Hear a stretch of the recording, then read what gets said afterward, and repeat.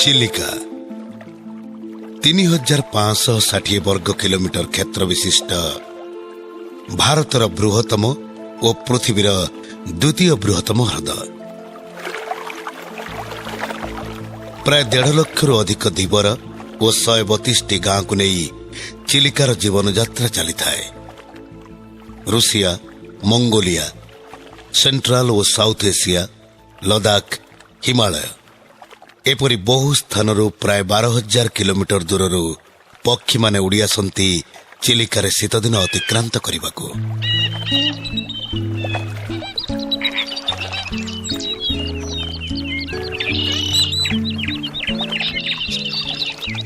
ସେମିତି ଲକ୍ଷ ଲକ୍ଷ ପର୍ଯ୍ୟଟକ ପୃଥିବୀର ବିଭିନ୍ନ ସ୍ଥାନରୁ ଧାଇଁ ଆସନ୍ତି ଚିଲିକାକୁ ଛୁଟିଦିନ ବିତାଇବାକୁ।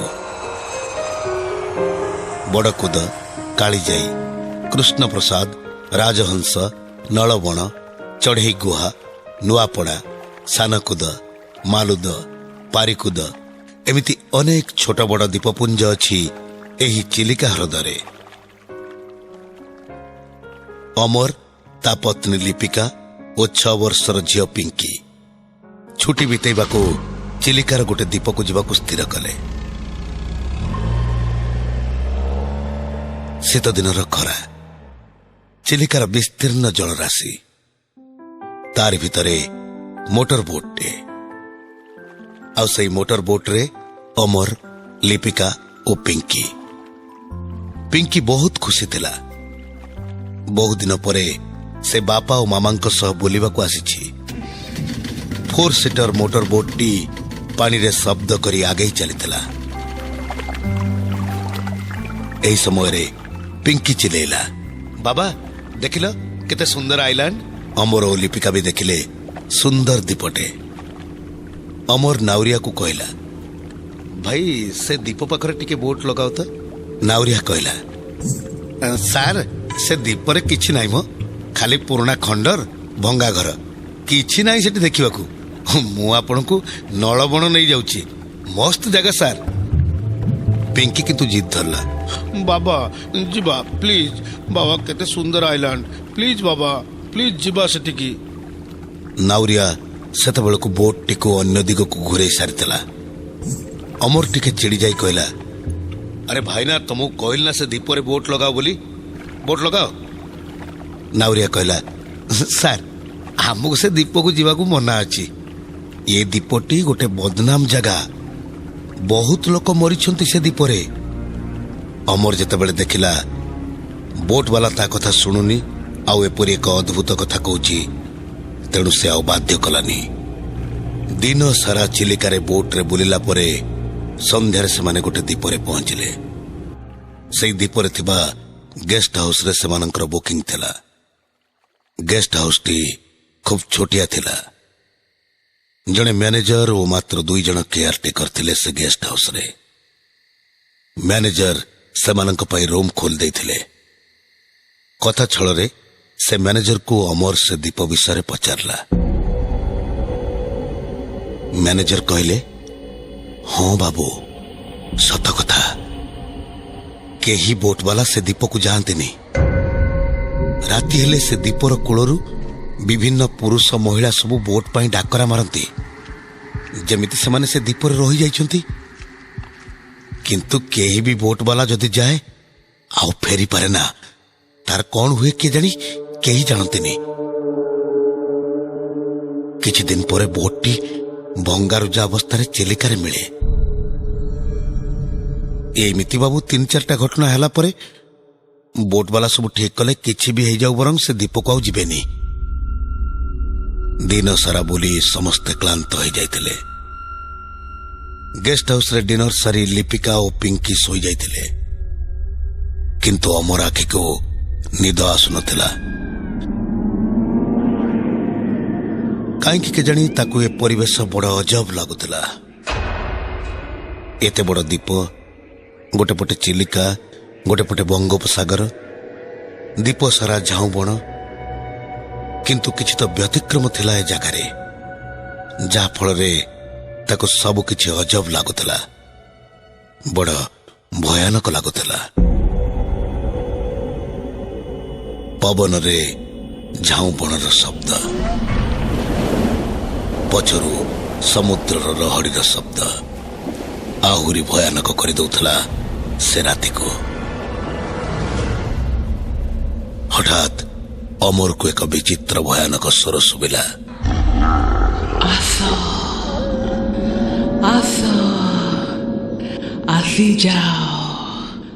अमर कान रे बारंबार प्रतिध्वनित होता से स्वर गोटे महिलार कंठस्वर थिला। एक अजणा जादुरे सम्मोहित होई अमर गेस्ट हाउस रु बाहरी गला। से झाऊ बण रे चलिबा को लागिला सत जेपरी से निदरे चली चली जाउची। आ ताठू किछि आगरे जड़े युवती चली चली जाउची। मुंड सारा खोला चुटी पिंधि थिला गोटे लाल सालुआर सेमिति सुबुताए। आस आस मो पछरे आस अमर सेमिति सम्मोहित होई ता पछर चलिबा को लागिथिला। से केतेबेले दीपर सीमा पाखरे पहुंची जाइथिला निजे भी जाने ना। आगरे थिला चिलिका आ से युवतीटी धीरे धीरे पानी रे पसिबा को लागिला। अमर ताको डाकिकी पानी रे न पसिबा को कहबा को जाउथला। से युवतीटी किंतु पछकु मुह बुलेई चाहिदेला आ डाकिला। आस आस मो पछरे आस बड़ विभत्स और भयानक थिला ता चेहरा। ता सह से हसिला एक भयानक हस। अमर चित्कार करी से बाली ऊपर बेहोश हो गला।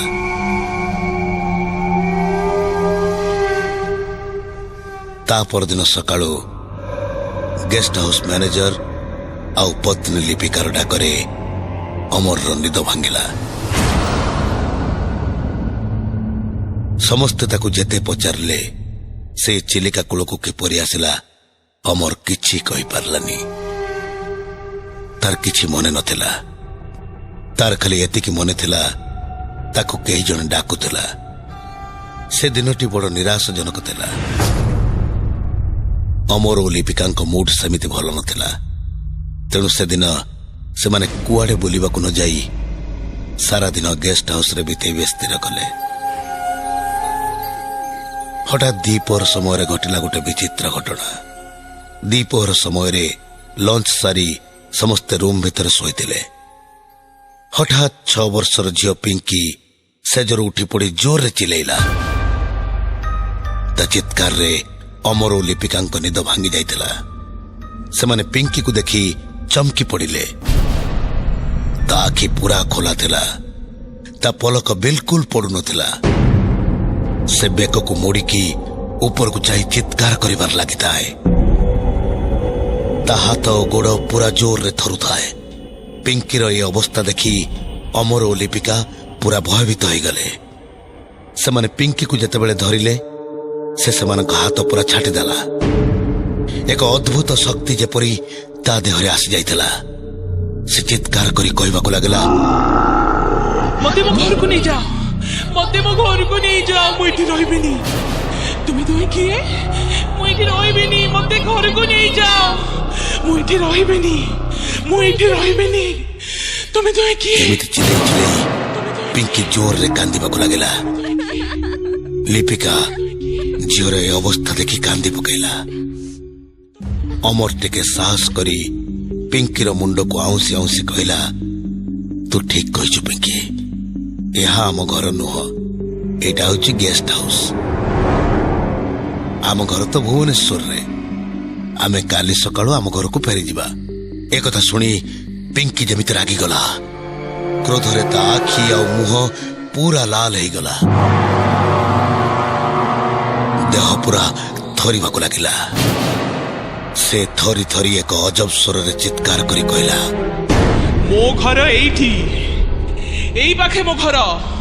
मु को भुवनेश्वर भुवनेश्वर जेबिनी। एटा मो घर, এইটি ମୋ ଘର ମୁଁ ଏଇଠି ରହିବି ମୁଁ ବହୁତ ଚେଷ୍ଟା କରି ଶେଷରେ ଅମର ପିଙ୍କିକୁ ଶାନ୍ତ କରିପାରିଲା। ପିଙ୍କି କହିଲା ବାହାରକୁ ବୁଲିଯିବାକୁ। ତା କଥା ରଖି ଅମର ଓ ଲିପିକା ତାକୁ ଧରି ଗେଷ୍ଟ ହାଉସରୁ ବାହାରକୁ ଆସିଲେ। ପିଙ୍କି ସେମାନଙ୍କ ହାତକୁ ଭିଡ଼ି ଭିଡ଼ି ଚିଲିକା କୂଳକୁ ନେଇଗଲା।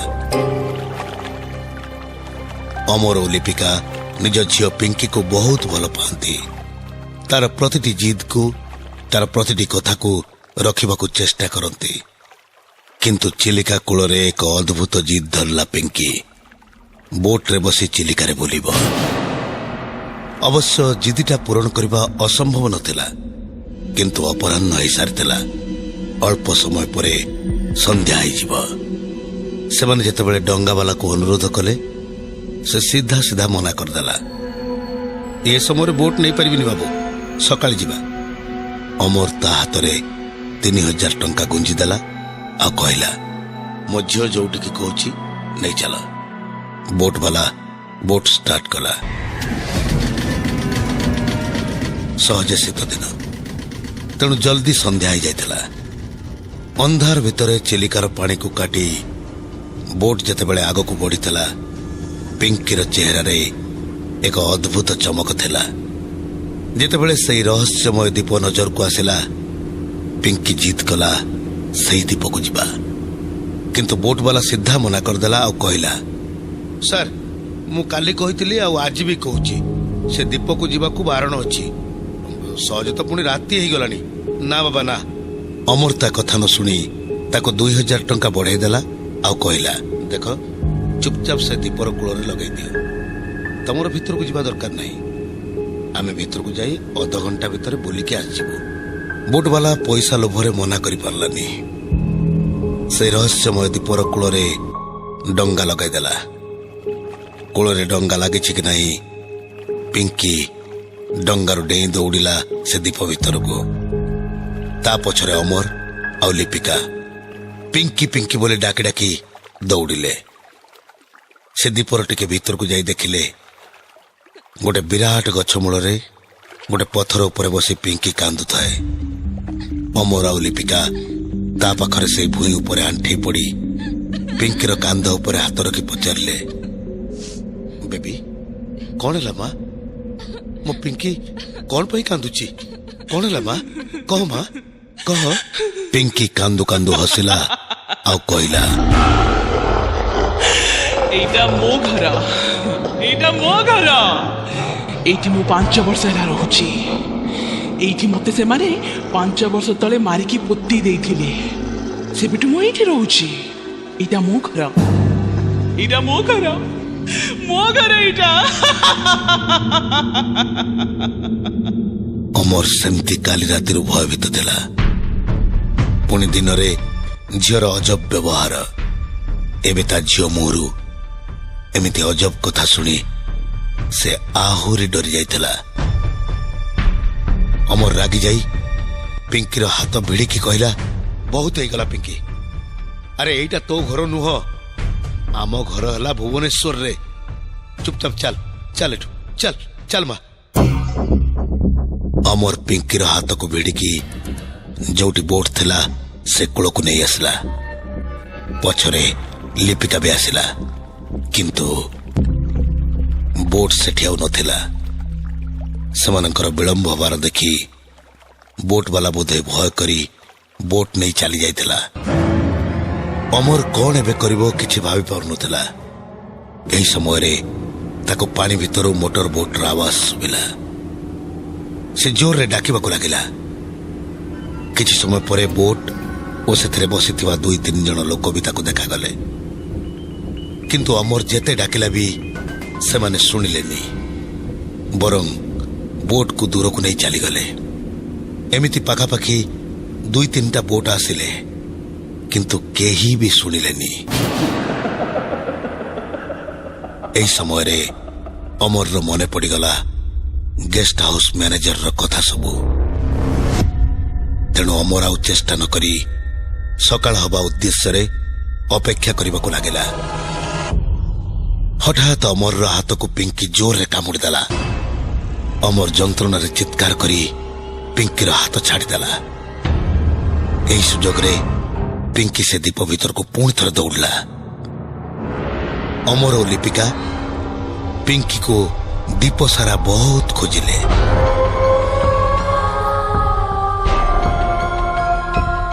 ସେତେବେଳକୁ ମଧ୍ୟରାତ୍ରି ହେଇସାରିଥାଏ। ସହଜେ ତ ରାତିର ଅନ୍ଧାର ଆଉ ପୁଣି ଏକ ନିର୍ଜନ ଦ୍ୱୀପ। ଖୁବ୍ ଭୟଙ୍କର ଲାଗୁଥିଲା ସେ ପରିବେଶ। ହଠାତ୍ ଲିପିକା ଚିଲେଇଲା। ସେ ପାଦରେ କିଛି ଗୋଟେ ଝୁଣ୍ଟିଥିଲା। ଜହ୍ନ ଆଲୁଅରେ ଅମର ଦେଖିଲା ଲିପିକାର ପାଦ ତଳେ ଗୋଟେ ମଣିଷର କଙ୍କାଳ। ଅମର ଓ ଲିପିକା ବହୁ ସମୟ ଖୋଜିଲା ପରେ ପୁଣି ସେଇ ଗଛ ମୂଳରେ ପଥର ଉପରେ ପିଙ୍କିକୁ ବସିଥିବାର ଦେଖିଲେ। ପିଙ୍କି ସେ ପଥର ଉପରେ ବସି କାନ୍ଦୁଥାଏ। ଲିପିକା ଓ ଅମର ପଚାରିଲେ କାହିଁକି ସେ କାନ୍ଦୁଛି ବୋଲି। ପିଙ୍କି କିଛି ଜବାବ ନ ଦେଇ ସେମିତି କାନ୍ଦି ଚାଲିଥାଏ। ଶେଷରେ ଅମର ବହୁତ ଥର ପଚାରିଲା ପରେ ପିଙ୍କି କହିଲା ସେ ଗଛ ପାଖରେ ଜଣେ ଝିଅ ଛିଡା ହେଇଛି। ଅମର ପଚାରିଲା ଆରେ ମା ସେ କଣ ଏବେ ବି ସେଠି ଅଛି? ପିଙ୍କି କହିଲା ହଁ ଡାଡି ସେ ତମକୁ ଦେଖୁଛି। ଅମର ପଚାରିଲା ପିଙ୍କି ମୋ ମାଟା ପରା କହିଲୁ ସେ ଝିଅଟି କିପରି ଦେଖାଯାଉଛି? ପିଙ୍କି କହିଲା ସେ ଝିଅର ଚୁଟି ସବୁ ଖୋଲା, ଗୋଟେ ଲାଲ ସାଲୁଆର ପିନ୍ଧିଛି। ସେ ତମକୁ ଦେଖୁଛି ଡାଡି। କେତେବେଳେ ଶାନ୍ତ ଭାବରେ ତ କେତେବେଳେ ରାଗିକି। ଅମରର ମନେ ପଡିଗଲା ଗତ ରାତିର କଥା। କିପରି ଗୋଟେ ଯୁବତୀ ତାକୁ ଡାକୁଥିଲା ଆସ ଆସ ମୋ ପଛରେ ଆସ, ପଛରେ ଆସ। ଆଉ ସେ କିପରି ସମ୍ମୋହିତ ହୋଇ ମୋ ପଛରେ ତା ପଛରେ ଚାଲିବାକୁ ଲାଗିଥିଲା। ଅମର ପିଙ୍କିକୁ କହିଲା ତାକୁ ପଚାରିବାକୁ ସେ କିଏ, ସେ କଣ ଚାହୁଁଛି। ଏଥର ପିଙ୍କି ଜୋରରେ ଚିତ୍କାର କରି କହିଲା ଡାଡି ତା ନାଁ ହଉଛି ଅନନ୍ୟା। ଆଉ ସେ କହୁଛି ତମେ ହିଁ ତାକୁ ମାରିଛ। ଅମର ଭୟରେ ଚମକି ପଡିଲା। ଲିପିକା ବି ଭୟରେ ଜଡ଼ ପାଲଟି ଯାଇଥିଲା। ବଡ ଅଜବ ଶୁଭୁଥିଲା ପିଙ୍କିର ସ୍ୱର। ସତେ ଯେପରି ପିଙ୍କି ନୁହଁ ଆଉ କେହି କହୁଛି। ପିଙ୍କି ଚିତ୍କାର କରି କହି ଚାଲିଥିଲା ମନେ ପକା ଅମର, ମନେ ପକା 5 ବର୍ଷ ତଳେ ତୁ ତୋର 2 ସାଙ୍ଗ କିପରି ଏ ଦୀପକୁ ଆସି ଗୋଟେ ଝିଅ ସହ ଖରାପ କାମ କରିଥିଲ। ତାକୁ ମାରି ଏ ଗଛ ତଳେ ପୋତି ଦେଇଥିଲ। ମନେ ପଡୁଛି? ଟିକେ ମନେ ପକା, ମନେ ପକା ଅମର, ମନେ ପକା, ମନେ ପକା।